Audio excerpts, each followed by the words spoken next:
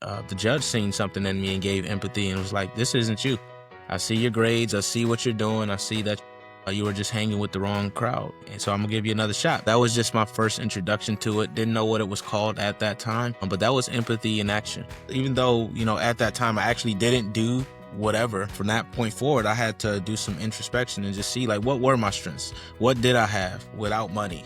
I showed that at heart. I was willing to do whatever it took. I had tenacity, resilience.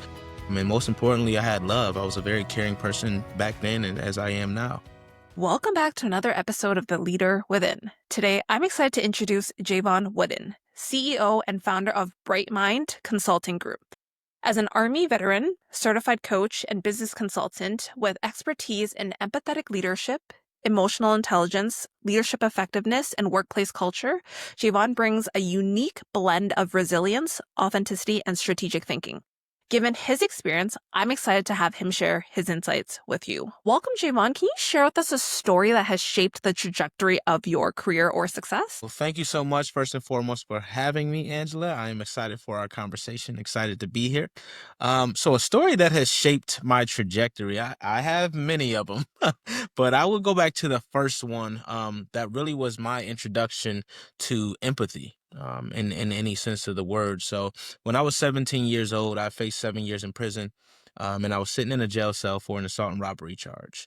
And I come from Rochester, New York, meaning we grew up in poverty. And I was sitting in that jail cell for a couple of months, and my mother wanted to get me a lawyer because she knew if I got a public defender, I would probably have to do the time based on the case.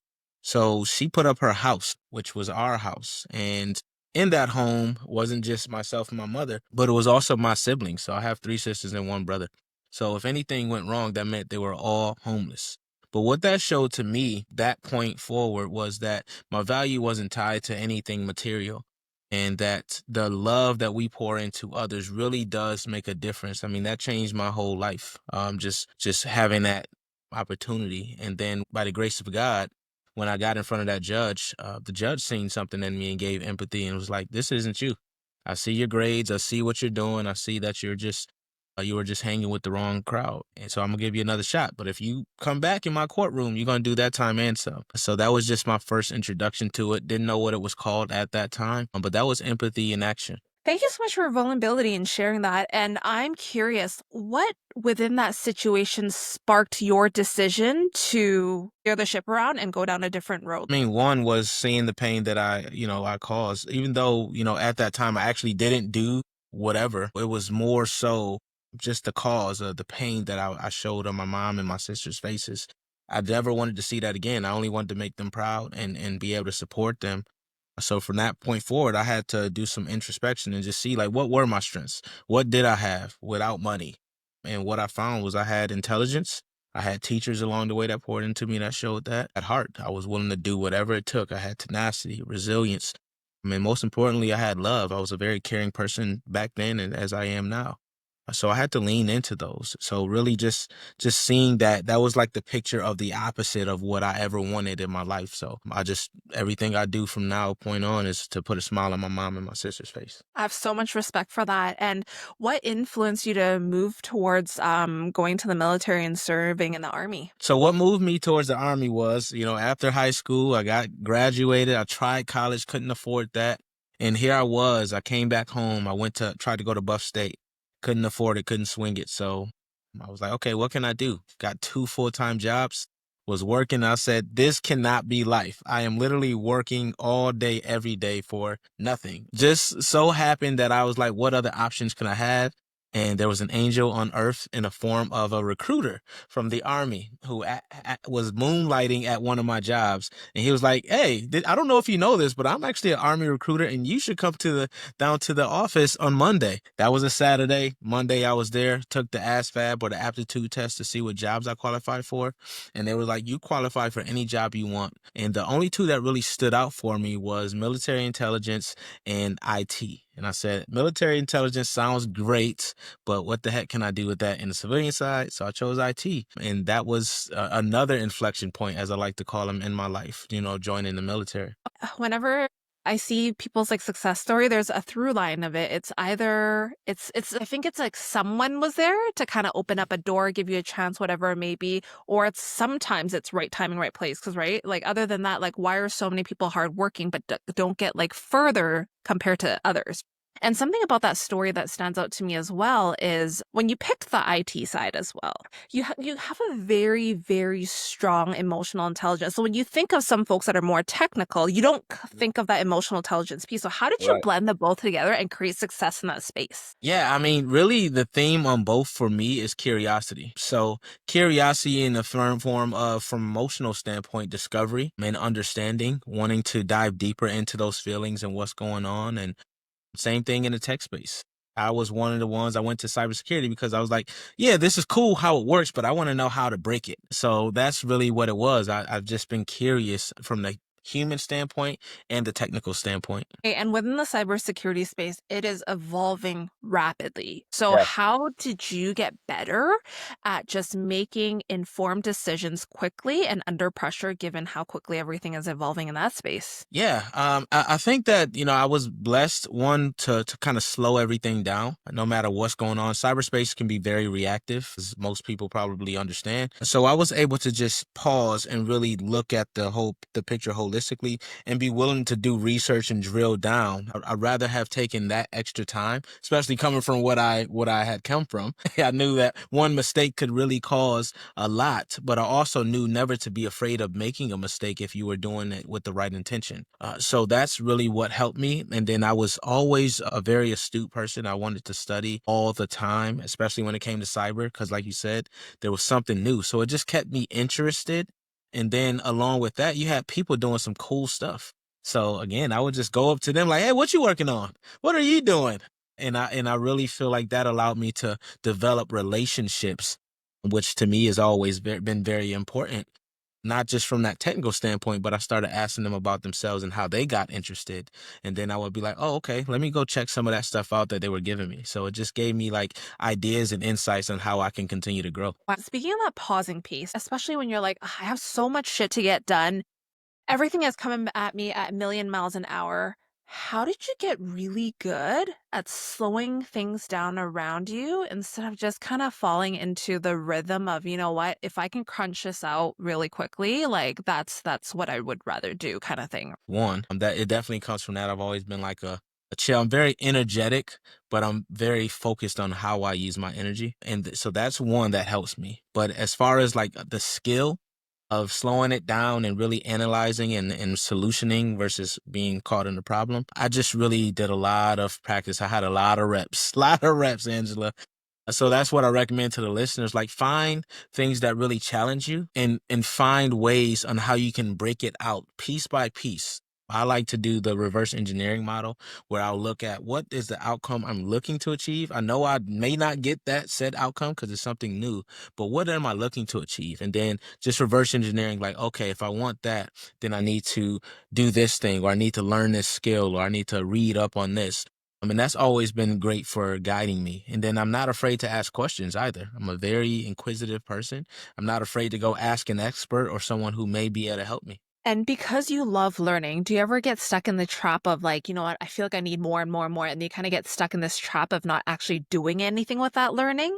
I'm very big on implementation. Like even in my books, you'll see like I have like implementation spots. Like, hey, I know you just read this. Go do this exercise. Go write some notes. So I do that in my own life. I'm like, okay, what did I just learn, and how could I test it out? Because I feel like that's where most people like we. You mentioned how do some people get that opportunity, get that chance? Some people have the greatest mentors that they could ever have, but it's really about how you leverage those opportunities. Luck is preparation and opportunity meeting. So I've always been one that thought that implementation was really the only way to prepare. I respect that because I'm like the opposite where I'm like, I feel like I need more and more and more and more. And then to the point where sometimes people are like, so what are you gonna do about that? I'm like, I don't know. I was just excited to learn it, right? But Yeah, I yeah. Well, understand. implementation isn't always Yeah, the best though, yeah. because sometimes, when you want to implement, you move too quickly. So there's pros and cons to both sides. Okay, and then you also talked about leverage, and I know you recently released another book, and it talked about like how do you leverage your relationships to be able to successfully build your business, sell, etc. So, curious if you can kind of give us one key takeaway from your book. Yeah, well, one of the takeaways is called From Functional to Phenomenal: The Entrepreneur's Guide to Leadership and Transforming Your Leadership in Business. And really, it's all about using relationships and how to leverage that. And one of the first keys is talking about the power of vulnerability. When we're trying to establish a connection with someone, whether it's in life or in business, we need to be willing to show ourselves, show authentically. If there was a mistake that was made, own up to that mistake. If you're looking to learn something from them, tell them why and why it's important for you, learn their story. And it really starts from being willing to say, all right, I don't know this thing, or I need help on this, or I'm very curious and I want to pour into this said thing, but I don't know how to get started. So it all starts with that question of how can I? How can I do that? And, that's really what I do with everything. How can I do that? And it usually starts with me reaching my hand out, not in the form of asking for something, but in the form of, hey, here's what I have to offer you. I know you want to do this said thing. I'm gonna be vulnerable enough to put my hand out there to see if you're willing to grab it so we can go further together. Okay, I want to dive into how do you establish rapport leveraging that vulnerability, especially when you don't click with that someone energetically or maybe style wise or chemistry. You can't really explain that, right? But Mhm. I'm curious how you can leverage that in relationships. Yeah, absolutely. Curiosity. Once again, if I don't click with someone right off the bat, I'm going to ask questions. I'm going to see if I can find that common bond, that common ground in there. So I want to learn what are they interested in? What got them interested in doing the work that they're doing? The hobbies they have, where are they located? Do they have family? What's some things that keeps them fired up about said thing? There's so many questions that we can ask. Oftentimes we want to make statements too much, and especially too early in conversations. I believe that I want to ask questions 70% of the time and give answers to statements 30% of the time. So that's how I always form that bond. And another thing is I'm not trying to be anyone else, and I understand if we do not click. I'm not coming into any relationship like I need you. I'm coming into a relationship like I would love for us to be partners and collaborate in some way, shape, or form. And people respect that. Okay, you know what? You touched on that ratio of like 70-30, right? And I think that's kind of where it differentiates between someone feeling that they're being interviewed and drilled on when you first meet them versus like Yeah. actually having that conversation back and forth, right? And I'm curious then, when it comes to the work that you're doing right now, what is a trend that you're noticing that leaders are encountering, whether it's like, this is a challenge or it's a gap that they're trying to fill? Empathy is a huge gap. So a lot of leaders say that word empathy. They talk about emotional intelligence, but they don't really know how to action it. And, when you go and ask others, they're lacking feedback. First and foremost, leaders are not getting feedback from the people that they're serving, because that's what a leader does. And that's causing a disconnect between the two. So if I think that I'm doing the right things, I'm being empathetic because I send out a survey, or I ask questions in a town hall meeting and give people a chance to say whatever's on their mind, but I never action it.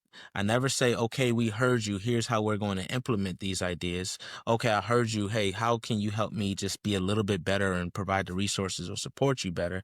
Then you're not being empathetic. You can say it till you're blue in the face. And that's one of the things that I see in a lot of organizations. A lot of leaders also, they have this tendency to not be willing to kind of look in the mirror when something is going awry. What part do I play in it? And here's where my friend Jocko Willink comes in. He's a Navy SEAL, and you all may know him, but he has a principle. He wrote a book on it called Extreme Ownership. And then the reason why I love that is because it makes you as a leader say, what part do I play in it? How have I contributed to the shortcomings that we've had as a team? Am I communicating in a way? Am I giving people opportunities for ownership, leadership, to take advantage or tap into their skills? All these different things we can ask ourselves. And it really starts with that introspection piece. Okay, I love Jocko Willink, by the way, and that book that you just mentioned. So I That's my appreciate the guy. call out there. And how do you have conversations like this with leaders who maybe aren't ready, but you, as the outsider, can be like, I see exactly where this is coming from, and it starts with you. How do you guide that conversation? The first thing is to get buy-in. So I want the leaders to be willing to work. And usually if I'm in there, then they understand that there's some type of issue. They may think it's something else. I'm looking at for the root cause though. So I let them know like, hey, we may have some uncomfortable conversations. And if you're all right with that, then we can move forward on this engagement. but that may include me coming to tell you what I'm actually noticing, and it may be different from what you notice. Are you fine with that? And once they say okay, that means game on. That means they're willing to be coachable, they're willing to have that discussion. I'm not there for them to like me. I'm there to make that change take place and be respected. So as long as we can have that respectful dialogue, we are okay to work together. And what I've noticed is as long as I can get facts, then they're okay. So what I like to do is typically we start with some type of assessment, like a 360 for key leaders and stuff like that. So we not only have them do a self-assessment, but then we have people that they are impacting do an assessment to see if they feel that. And typically, once we have that, we can show that, hey, what you said you thought you were doing is different from what they're seeing. And here's where that disconnect is causing employee engagement issues, employee retention issues. A lack of communication is causing people to, want to leave the company because they don't feel valued or they don't know how their work is meaningful. So once we can do that, it's not just me saying an opinionated or biased perspective, it's factual. And then that builds the foundation for us to continue to build on that. Okay, and how do you solicit a meaningful feedback during that 360 process? Because I think there's a lot of situations where folks are like, I don't know about potential retaliation because there's a little bit of a tricky situation going on. Maybe that's part of the reason why you're in there as well, right? So yeah, like Exactly. how do you actually create that trust to solicit meaningful impact? Feedback? Yeah, and what the research shows is the employees are more inclined to talk to an external source than they are to an internal source. And one thing I let them know is like this feedback, this is anonymous. I don't even really need your name if you don't want to give it. I don't need your employee ID number, any of that, because I want to interview them. I don't want to just give that assessment. I also want to interview, and I want to know like what would make this place better for them. What are they looking for? What do they feel is lacking? Where are opportunities for growth? And really, that's how I'm asking it. I'm not talking and asking them like, hey, tell me the down and dirty, tell me the deepest, darkest secrets. I'm asking things that are actually actionable so I can create a strategy so we can implement it and piece together something that we can set milestones on. And so we can also check in along the way to say, hey, you mentioned that you want to see more cross training or something like that. Let's implement cross training and see how it works. We heard you. Right. So, and then we're going to check back in and interview later on just to see if things are changing.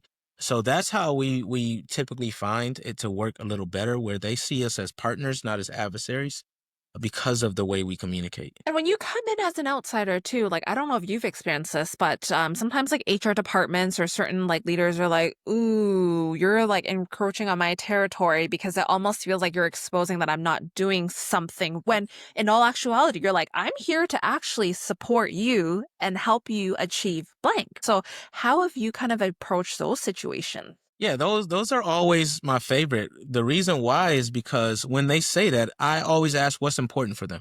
When I know what's important for them, well, then I can say, well, here's how we're helping you to achieve what's important for you. And that's the conversation that always happens with leaders. No matter what organization, no matter how much they say we are all in, they're always going to know how is this impacting what's important for me. And I don't want to just do it from an organizational standpoint. I'm talking personally as well. Why do you care? How does this impact your daily operations? How does this impact when you go home to your family? Are you going to be less stressed and be able to have more time with your family? I want to know all of that. So I want to have those conversations on a one-on-one standpoint with them as well. Way to acknowledge that intersectionality, right? I think where leaders fall into a trap is when they're like, what happens at work stays at work, or whatever it may be. And it's like, that's actually not how we function as human beings. Yes, right. I wish we could just switch it off and drop it at the door, but it does not work that way. Yeah. And people would be probably less stressed if they could actually do that. And it makes me think about also it's like when you're like backpedaling a little bit, when you're in the military, I feel like there's a level of operational and bureaucracy that you must follow for operational effectiveness and also to Mhm. make like decisions effectively. How have you been able to translate what works in that sense into a corporate setting where you need a lot more agility, a lot more flexibility, and the ability to fluidly go in the gray, but effectively as well? Yeah, there's this concept called stay flexible in the army. And we always used to say it. I used to hate it when people said it. I'm like, stay flexible. Shut up. Stop it. Like, that is so corny, But then, as I got further along in my career, I realized pretty much what they're saying is we have to understand that we can plan all we want. We can have all the contingencies in place, and something still goes different than what we thought may happen. So we need to be willing to adapt as we go along this journey to get to set goal. Because in the military, that always happened, right? Because there's too many variables. And then corporate, it's the same way. See, what happens with corporations is the leaders set something and they're like, this is my flagship thing. This is my initiative. This is my baby. And they become so attached to it that they aren't willing to be flexible anymore. And that's where the issues happen. So healthy conflict can't take place. People can't put their insights and their perspectives on things. So what I come in for the corporate side is I say, you have to stay flexible. You need to be adaptable. That's actually a part of, I have a 5 why framework I use, and that's actually a part of it, yoga. When you come in, you think of a yogi, you think of someone who's strong and graceful through change, through shifts, through uncertainty. And they're able to do things and contort their bodies in ways most of us can't because they are staying flexible. They're in the moment. They're not so tied to that next position that they lose focus and get upset. So you have to be able to do that in your life and your business as well. So it's this component of adaptability that I ask the leaders about. How do you build in contingencies? One. How are you proactive in what you're doing, the action steps you're taking? Do you do tabletop exercises? Do you do workshops? Do you do job rotations to make sure, like, if someone else is out, that you're still functioning properly? Do you do mandatory vacations? You name it. Like, there's so many things that I'm going to ask you to see how you're doing it and your level of maturity. And then when I ask those things, I'm looking at your faces because your answers could be different than your body language. And that's really how I come in and apply what I learned in the military about adaptability and agility to the corporate space. And I always say that business moves at the speed of business. So when we set these goals, we have to understand that those variables, those external pressures, the economy, all those things really can impact those goals that we set. So we need to be willing to set milestones and check in and adjust as needed. Most companies are not doing it, and they're definitely not doing it when as far as the individual level goes. Okay, so you dived into your framework a little bit, and then you also talked about the agility piece. And so if you have a leader that is sitting across the table from you and is like, this emotional intelligence, adaptability stuff, it sounds a little bit fluffy for what an effective leader is. What would your curiosity question be, or like, how would you even guide that conversation if you encounter someone like that? So if they say it sounds a little fluffy, I'm going to say, give me an issue, a challenge you're dealing with right now. Give me an issue. And they're going to tell me, and I'm going to say, okay, so what do you think is the issue? What do you think is the root cause to that? And I'm going to say, how do you know? And if I see that they have never talked to anyone outside of maybe their immediate leadership team, then I'm going to say, see, that's where emotional intelligence will come in. Because you would realize that your leadership team, albeit how great they are, they don't have all the answers because they're not there on a daily basis. Have you talked to the people that are actually implementing? Have you connected? Have you given people space to provide feedback near real time? That's where emotional intelligence comes in. It's really thinking about things differently, thinking about how your decisions and your words have long-term consequences. All of that is emotional intelligence. And even knowing yourself, right? That self-awareness to know where your blind spots, your triggers are as a leader. It's all emotional intelligence. So I'd like to say, if they say it sounds fluffy, I'm going to say, give me something you're dealing with. And let me show you how emotional intelligence can help you. I love that you actually have like a situation where it's applicable to them, because I think that's where it creates buy-in and it helps them better understand. And what about leading leaders? Because I know a lot of times leaders are like, it's just so much easier for me to do it myself. They just don't get where I'm coming from. And then I get more stressed.